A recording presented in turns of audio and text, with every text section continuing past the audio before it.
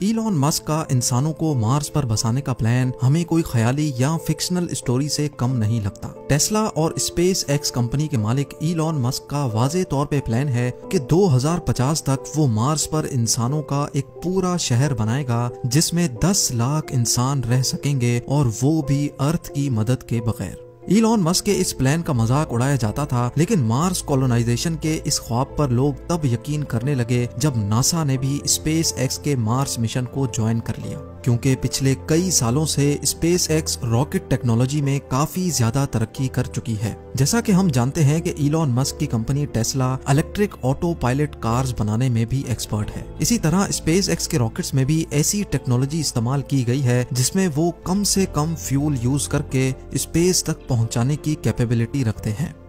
Mars, जो कि अर्थ से 6 करोड़ 20 लाख किलोमीटर दूर है, वहां तक इंसानों को पहुंचाने के लिए एक खास स्टारशिप बनाई जा रही है जो इलॉन मस्क के मुताबिक टेस्ला में इस्तेमाल होने वाली बैटरीज पर ऑपरेट होगी, यानी उसमें फ्यूल कम से कम इस्तेमाल किया जाएगा।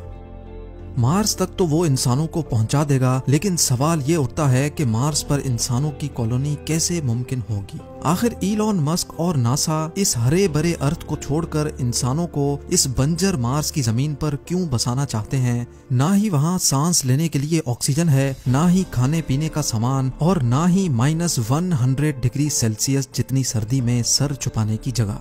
जब वहाँ इंसान के रहने की कोई बेसिक फैसिलिटी भी मौजूद नहीं है, तो आखिर मार्स पर इंसानों की कॉलोनी बनाना मुमकिन कैसे होगा? ज़ेम टीवी की वीडियोस में एक बार फिर से खुशामदीद। नाजरीन, यही वो सवालात हैं जिनके जवाब आप इस वीडियो में जान सकेंगे। सबसे पहले बात करते हैं कि जब इस अर्थ पर इंसान के रहने की सारी नेचुरल फैसिलिटीज मौजूद हैं, तो फिर इंसानों को मार्स पर भेजने की जरूरत ही क्या है? पिछली कई सदियों से हमारे प्लेनेट अर्थ की हेल्थ के ऊपर जो भी रिसर्च हो रही थी, अफसोस के साथ उन तमाम रिसर्च के रिजल्ट्स नेगेटिव आए हैं। साइंसदानों का कहना है कि जब से इंसान ने फॉसिल फ्यूल्स यानी पेट्रोल और गैस का इस्तेमाल शुरू किया है, तब से अर्थ का टेम्परेचर बढ़ता चला जा रहा है, और एक वक्त ऐसा आएगा जब ये टेम्परेचर इतना ज्यादा हो जाएगा कि अर्थ पर किसी भी जानदार का रहना मुमकिन नहीं होगा। एक सर्वे के मुताबिक हर 10 सालों में अर्थ का एवरेज टेम्परेचर 0.16 डिग्री सेल्सियस जितना बढ़ रहा है। यानी जिन गर्म इलाकों में अभी इंसान बसते हैं, अगर ये सब ऐसे ही चलता रहा तो आज से 150 सालों के बाद वहाँ इंसान का रहना मुमकिन नहीं होगा। टेम्परेचर बढ़ने की वजह से ग्लेशियर्स भी धड़ाधड़ पिघल रहे हैं, जिनकी वजह से फ्लड्स, साइक्लोन्स और सुनामी का चांस भी बढ़ता जा रहा है।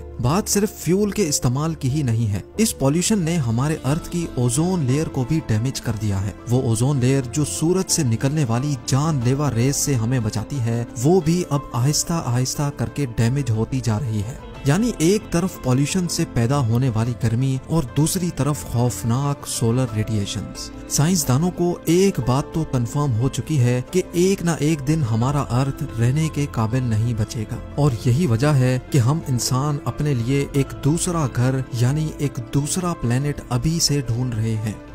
लेकिन सिर्फ मार्स ही क्यों? हमारे सोलर सिस्टम में तो दूसरे भी कई प्लैनेट्स मौजूद हैं, तो फिर आखिर मार्स को ही क्यों चुना जा रहा है?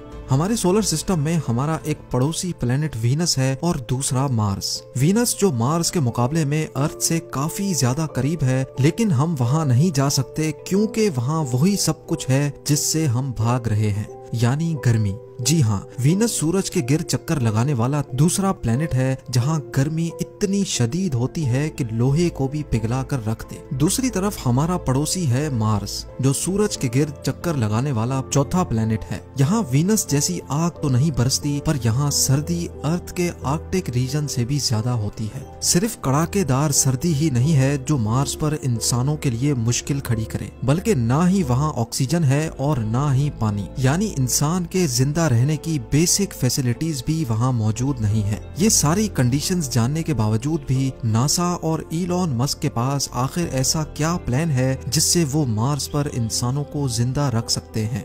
इलॉन मस्क के प्लान के मुताबिक 2026 में पहले मार्स पर इंसानों का एक छोटा ग्रुप जाएगा। इस ग्रुप के पास कम से कम 2 साल जिंदा रहने की तमाम चीजें मौजूद होंगी। यानी खाना पीना, ऑक्सीजन और प्रेशराइज्ड सूट्स। लेकिन इस ग्रुप के वहां जाने से भी पहले मार्स पर एक प्रोटेक्टिव शेल्टर बनाना बहुत ही जरूरी है, क्योंकि मार्स पर मिट्टी के खौफनाक तूफान इंसानों को नुकसान पहुंचा सकते हैं। ये प्रोटेक्टिव शेल्टर्स मार्स पर मौजूद मिट्टी से ही बनाए जाएंगे, लेकिन जब मार्स पर इंसान नहीं होंगे तो ये शेल्टर आखिर बनाएगा कौन? हैरत अंगेज तौर पे ये शेल्टर्स मार्स पर मौजूद रोबोट्स बनाएंगे। आर्टिफिशियल इंटेलिजेंट रोबोट्स को इंसानों से पहले मार्स पर भेजा जाएगा। ये एक खास किस्म के रोबोट्स होंगे जो वैसे तो अलग अलग हिस्सों में काम कर सकेंगे, लेकिन जरूरत पड़ने पर वो आपस में जुड़ भी सकेंगे। ये रोबोट्स इंसान के काम करने से काफी ज्यादा फास्ट काम कर सकेंगे, जिनमें कैमरास, सेंसर्स, मिट्टी खोदने के लिए एक्सकवेटर्स और 3D प्रिंटर यूनिट्स भी लगे होंगे। सोलर एनर्जी से चलने वाले ये रोबोट्स पहले तो सेंसर्स की मदद से एक खास किस्म की मिट्टी ढूंढेंगे। जिस जगह पर वो खास मिट्टी ज्यादा पाएंगे वहीं वो अपना बेस यूनिट कायम कर लेंगे। इन रोबोट्स में से जिसका काम डिगिंग का होगा वो उस जगह को खोदकर मिट्टी को कलेक्ट करेगा और फिर छोटे छोटे रोबोट्स ये मिट्टी रिफाइनिंग यूनिट तक लेकर जाएंगे। रिफाइनिंग के बाद ये मिट्टी 3D प्रिंटर यूनिट तक पहुंचाई जाएगी, जो एक एक लेयर करके 3D प्रिंट करते जाएंगे। कई महीनों तक ये काम ऐसे ही चलता रहेगा, जिसको अर्थ से बैठकर भी मॉनिटर किया जा सकेगा। शेल्टर कंप्लीट होने के बाद स्टार्ट होगा रोबोट्स का दूसरा फेज। अब मार्स पर पहली बार इंसानों का एक ग्रुप लैंड करेगा। क्योंकि इंसान यहाँ पहली बार लैंड करेंगे, इसीलिए इनके पास काफी सारा सामान भी मौजूद होगा। मार्स पर मौजूद रोबोट्स इंसानों को वहाँ वेलकम करेंगे, उनका सामान उठाकर लैंडिंग साइट से बेस यूनिट तक लेके जाएंगे और बेस यूनिट के शेल्टर के अंदर छोटे छोटे यूनिट्स को रखा जाएगा, जो अपने आप इन्फ्लेट हो जाएंगे। क्योंकि मार्स का एटमॉस्फेरिक प्रेशर बहुत ही कम है, इसी वजह से इंसान वहाँ इन प्रेशराइज्ड यूनिट्स में रहेंगे, यानी इन यूनिट्स में अर्थ की तरह आर्टिफिशियल प्रेशर बनाया जाएगा। ये सारे प्रेशराइज्ड केबिन्स एक दूसरे से जुड़े होंगे और इनको इलेक्ट्रिसिटी देने के लिए एक सोलर फार्म रोबोट्स की मदद से कायम किया जाएगा। अगर किसी इंसान को बेस यूनिट से बाहर जाना होगा तो एक स्पेशल गाड़ी केबिन के दरवाजे से आकर फिक्स हो जाएगी, ताकि दरवाजा खोलने से अंदर का प्रेशर लीक ना हो सके।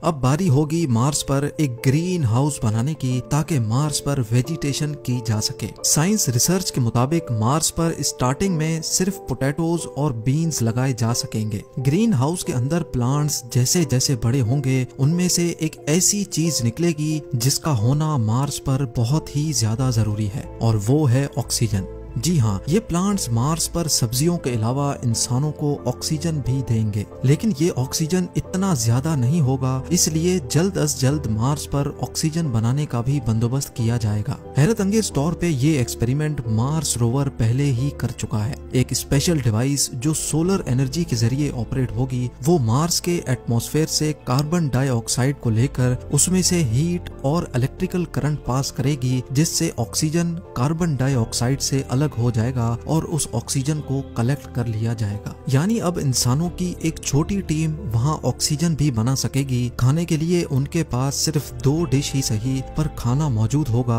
और मार्स की जमीन के नीचे फ्रोजन वाटर मार्स पर मौजूद रोवर पहले ही ढूंढ चुका है, तो उस बर्फ को पिघलाकर पानी भी बनाया जाएगा।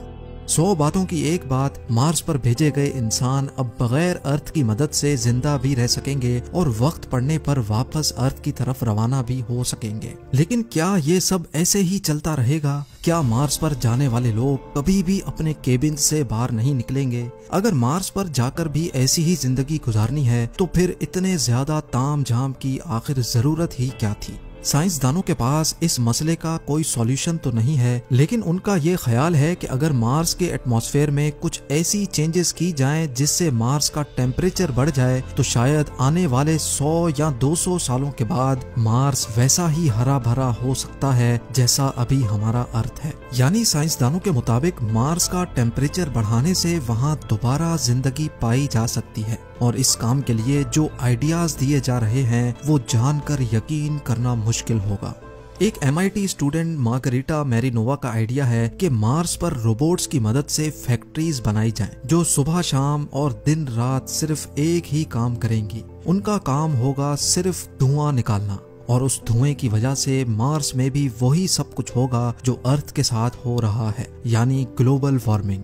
दूसरी तरफ इलॉन मस्क ने भी मार्स का टेम्परेचर बढ़ाने के लिए एक आइडिया दिया है और वो ये है कि मार्स पर न्यूक्लियर वेपन इस्तेमाल किए जाएं। उनका कहना है कि मार्स पर 10,000 न्यूक्लियर मिसाइल्स फायर किए जाएंगे तो वहाँ की आइस भी मेल्ट होगी और वहाँ का ओवरऑल टेम्परेचर भी बढ़ेगा, जिसकी वजह से मार्स जल्द अज जल्द इंसानों के रहने के काबिल बन सकेगा।